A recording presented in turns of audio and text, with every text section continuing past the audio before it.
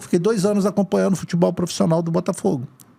Então você entrou no futebol meio que por acaso, dá pra gente Sem falar planejamento, sem expectativa nenhuma. E aí fiquei 2 anos ali no Botafogo, na administração do Mauro Ney Palmeiro. E aí, quando foi 2000, o Antônio Rodrigues teve um projeto de se criar um time B do Botafogo.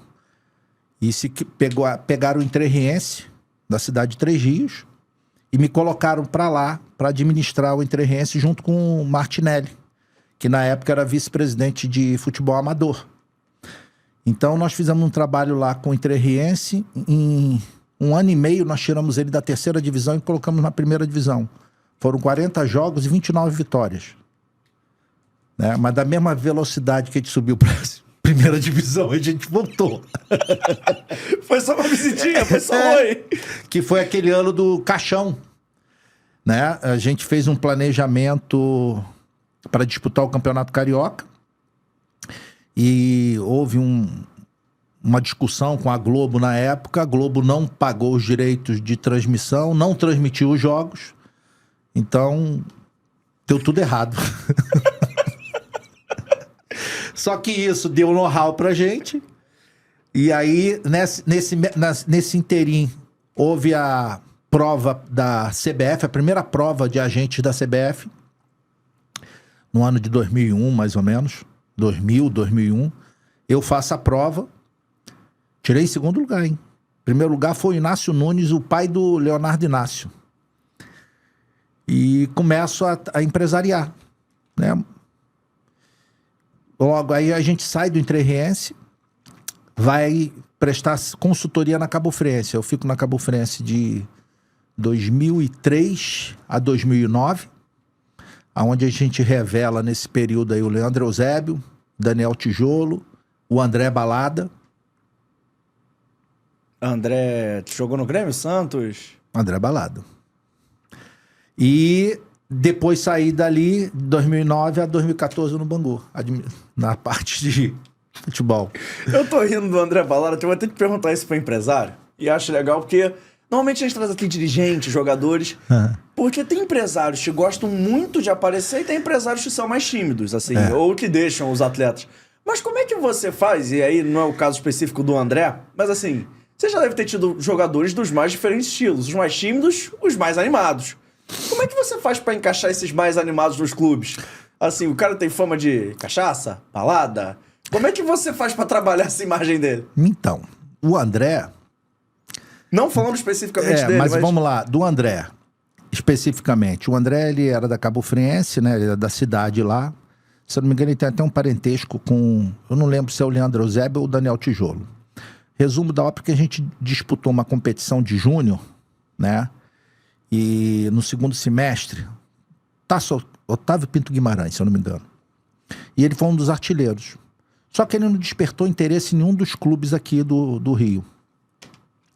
E como naquela época, Cabo Friense existia uma parceria com o Cruzeiro, nós mandamos ele pro Cruzeiro. E ele ficou um tempo lá, não andou, ficou triste, estava de lado, não aproveitaram ele. E nessa época eu tinha um jogador no Santos chamado Rodrigo Souto, né? O volante. Isso. Jogou Vasco? Jogou Fluminense? Não, Vasco, Atlético Paranaense. Paulo. Vasco, Atlético Paranaense, Santos, depois foi pro São Paulo. Ele trabalhou com a gente até o final do Santos.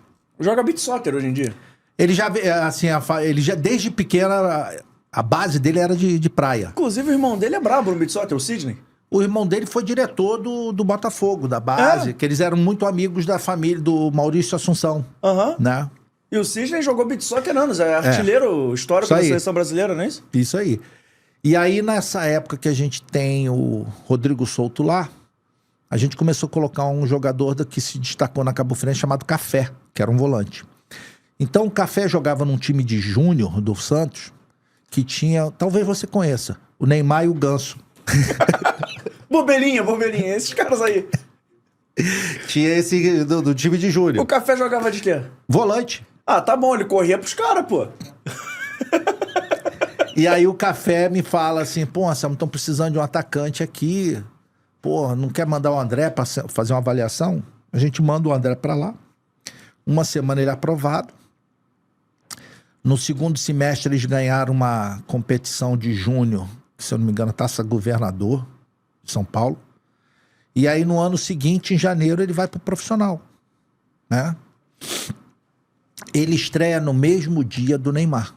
Só que o Neymar estreou como titular, ele estreou entrando no segundo tempo. Não lembro se ele fez gol. Resumo da ópera, que 6 meses depois ele troca de empresário.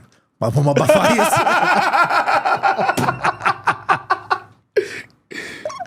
É isso. E como é que você lida com isso, assim, sendo empresário? Porque, vamos lá, você tem um interesse além do futebol, do esporte. Vamos falar o português, claro, vocês têm um interesse financeiro que é a profissão de vocês trabalham com isso. Como é que você fica quando você pega o cara, pô, você consegue achar e de repente você perde esse ativo? Como é que é isso pra vocês?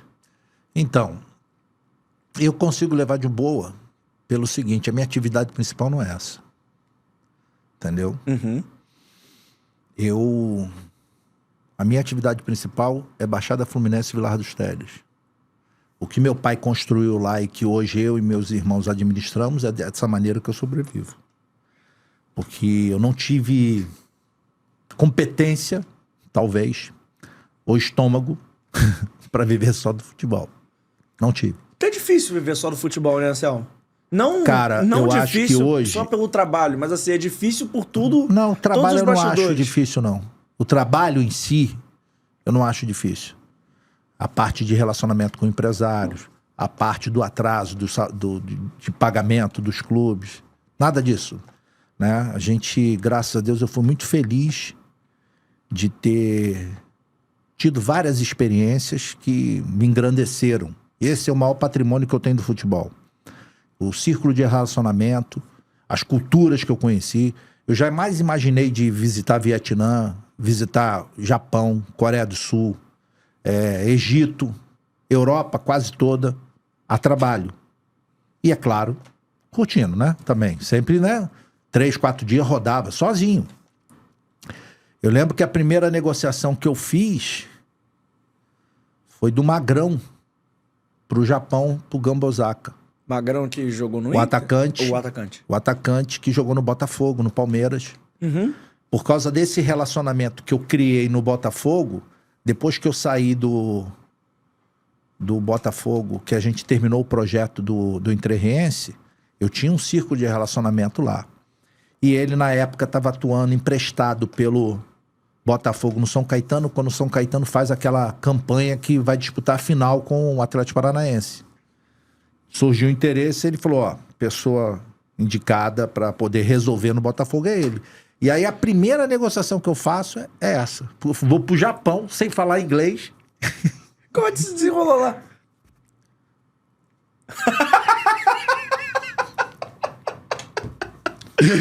Intérprete. Ô, Marcelo, e uma parada que eu acho... Ih, acabou esse corte? Então calma aí. Antes de eu ir embora, não esquece de se inscrever no canal, ativar o sininho da notificação, deixar o seu like e o seu comentário e, claro, seguir as nossas redes sociais. A gente tá no @Fora do Jogo Cast em todas as redes sociais, mas pelo visto, estamos expulsando, então vai, me ajuda aí!